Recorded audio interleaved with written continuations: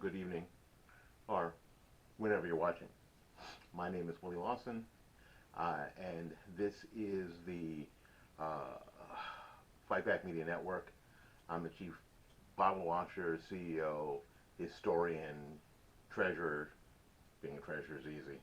Um, and I want to come to you this weekend before we get to Sunday and talk about some things that I think that are important that are happening, um, and something you need to know about. President Biden, a lot of people will make fun or whatever. Uh, our president is struggling. It is apparent, easily apparent, that President Biden, who's our president, is struggling. Now, I'm someone who said, President Biden has, for whatever his foibles and whatever the things I don't like about him or his policies, uh, I think that he is from that LBJ wing of the party, of the Democrat Party. Um, Clinton is from the LBJ, Lyndon Baines Johnson wing of the Democrat Party. Whatever people think about that, uh, my heart goes out to him because I think he is struggling. I think he is struggling, and it's a dangerous thing for him and the country. In a town hall article written by Rebecca Downs, um, Rebecca writes, "It's getting increasingly anxiety, inducing to watch President Joe Biden give these public addresses." This Saturday, the President and First Lady spoke at the commissioning commemoration ceremony for the USS Delaware. These remarks weren't exactly memorable or because either of them said anything groundbreaking. The President, however, didn't mix up the former First Lady, Michelle Obama, with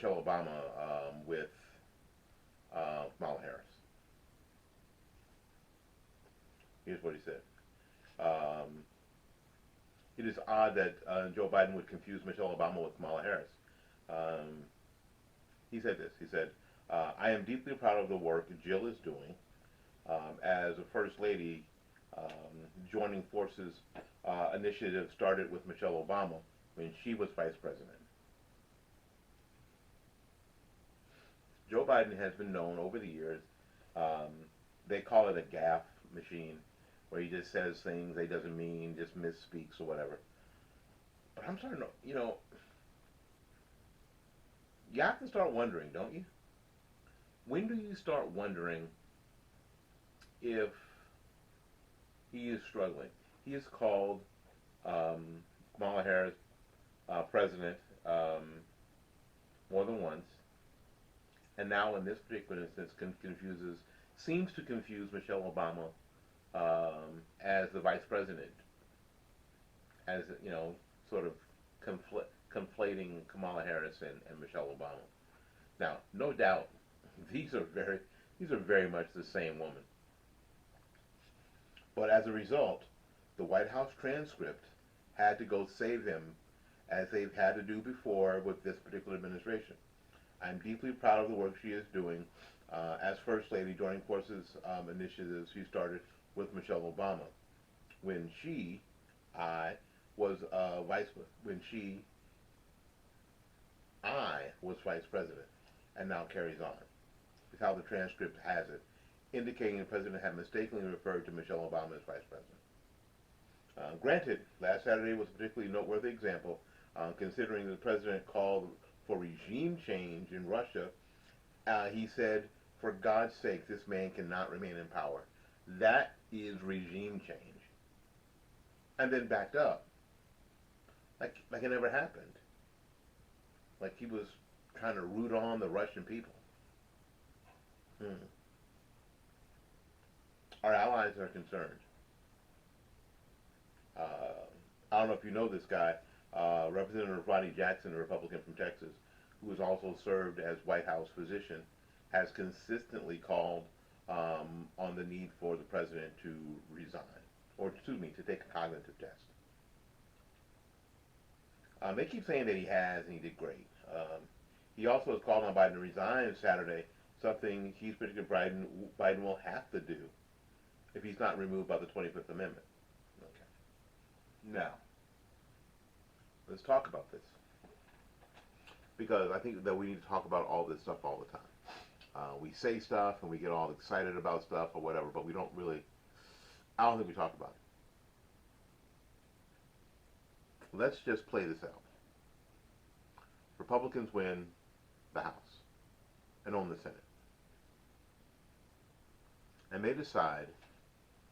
The House Republicans decide that they are going to invoke the 25th Amendment on Joe Biden. Well, first of all, let's read what the 25th Amendment says.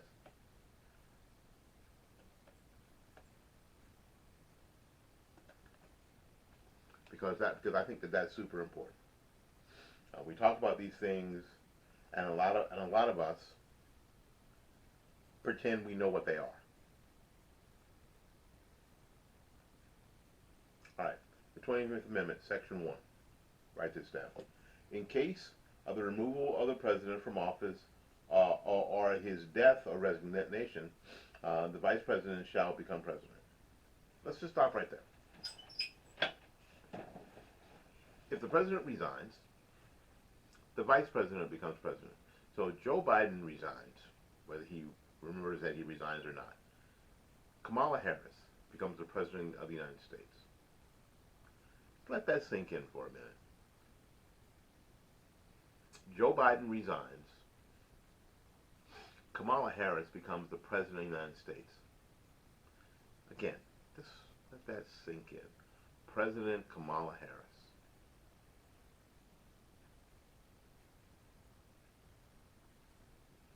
Section 2. Whenever there is a vacancy in the office of the vice president, the president shall nominate a vice president who shall take office upon confirmation for a majority of both houses of Congress. So, President Kamala Harris will be able to nominate a vice president. How's Michelle Obama, vice president of the United States, sound to you? Wait, let it sink in for a minute. I think sometimes we want to grab our sword and we just want to rush into battle, and we don't think about consequences. We don't think about what could happen.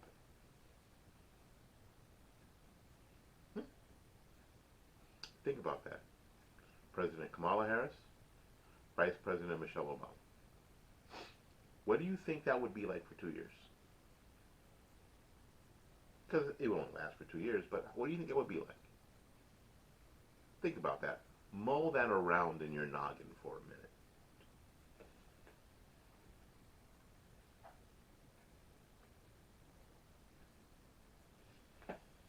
Think about it.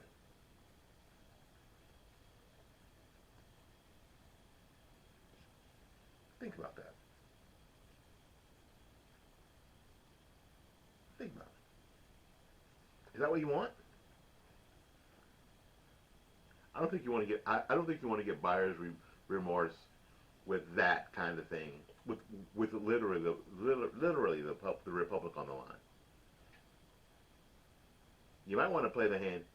I'm just saying. You might want to play the hand you have instead of tossing those cards in because you want new cards. Yeah, you had two. You had 2 8s, but you tossed them in, and now you got a 3, a 4, and then a 9. Get a 9 high in your hand. Get trash. And I think that's where we could end up. So let's think about that first before we start pushing 25th Amendment. You need to resign. You need to quit.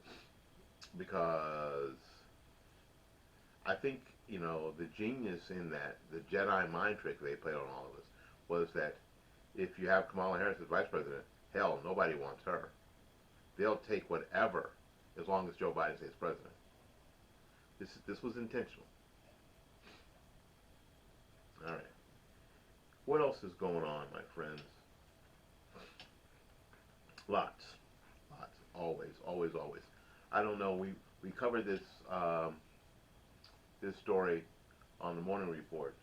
Um, I didn't know if you knew this. Disney has been able to self-govern their property since 1967, I think it was. And just now, the governor of the state of Florida and a couple of representatives have decided that maybe it's time to repeal that and have Disney be under the auspices of the Orange County, at least Orange County government. Now it won't be different because it won't be like Disney won't show up at county commission meetings and just run roughshod over the county commissioners because they will. Well, and now at least they have to. A lot of almost everything they do on Disney property would have to be run through county commission. Um, Disney's not happy about this. Disney has been this behemoth in Florida that for a number of years, again since 1967, been the king or queen of or whatever a woman is of their domain, and that may come to an end. It might. I don't know if it will. It might. Um, and that'll just add one more thing to the process that Disney has to do to get to get their way. But it should be interesting, and especially after Disney has decided why they decided this, I don't know, to come after House Bill 1557 in the state of Florida. And basically, House Bill 1557, the sticking point with Disney and the left in general is because the bill just basically says, hey, listen, teachers, we don't want you having discussions of sexual orientation with kids who are kindergarten through third grade. Parents don't want that. And if their kid is struggling in some sort of mental or physical way, then you're under obligation not to hide that. Let's see here. I'll read that to you. Where is it?